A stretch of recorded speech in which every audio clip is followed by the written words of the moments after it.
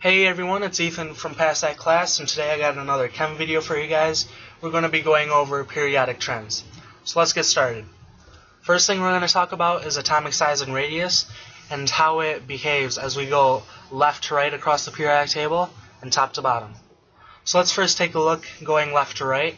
Atomic size will decrease in size. Now that's due to nuclear charge.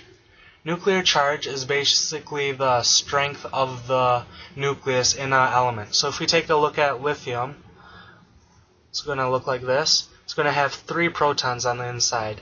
And its nuclear charge isn't that strong because there's only 3 positive particles inside this element.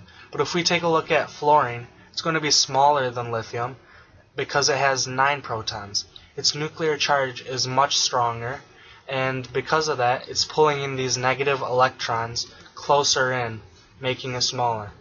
Lithium's nuclear charge is much weaker, so it's not going to be able to pull in these electrons as much as fluorine can. And as we go top to bottom, size actually increases. And you might be thinking that since if we take a look at francium over here, it should be much smaller since it has 87 protons, but that's not the case. The electrons, as you move top to bottom, they're on different energy levels. So on the first energy level, there's a few electrons, then there's more electrons on another energy level, and so on and so on. And these electrons on the first energy level are blocking the strength from the nucleus of our element. So these electrons are all absorbing the strength, and then so are these. So the electrons on the outside don't feel that strength as much, and because of that, they're farther away, and it causes an increase in atomic size. Now let's take a look at ionization energy. This is basically the energy required to remove an electron from an element. So we take hydrogen, for example, has 1 electron here.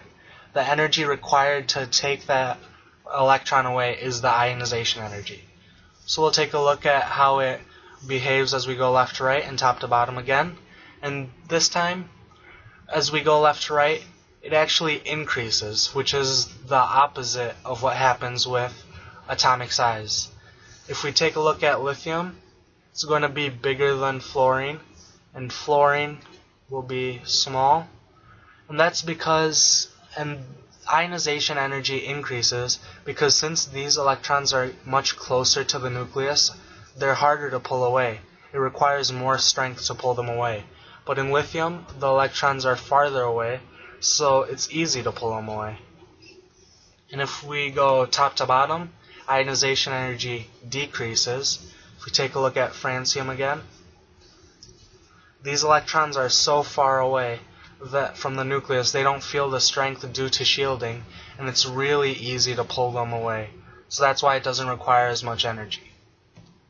Now let's take a look at electronegativity. It follows the same basic pattern as ionization energy, so as we move left to right, it increases, and as we go top to bottom, decreases. And electronegativity is basically the ability of an element to absorb an electron.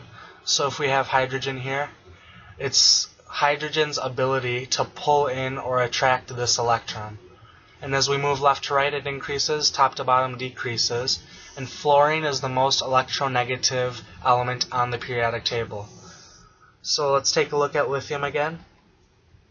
Since lithium is bigger than fluorine, the nuclear charge isn't as stronger, and it can't pull in these electrons close to it.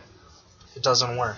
But since fluorine is small and has a strong nuclear charge, it's easy to attract an electron, and it works. And if we look at francium again, francium's so big, the electrons are so far away, and due to all the shielding, it's very difficult for francium to pull in this electron. It's harder, requires a lot more energy, so we say that it's not very electronegative. That's pretty much it for this video on periodic trends, guys. I hope you enjoyed and learned something new. If you have any suggestions for future topics or ideas that you need help with, just let us know in the comments below. Don't forget to like and subscribe, and thanks for watching, guys. Bye.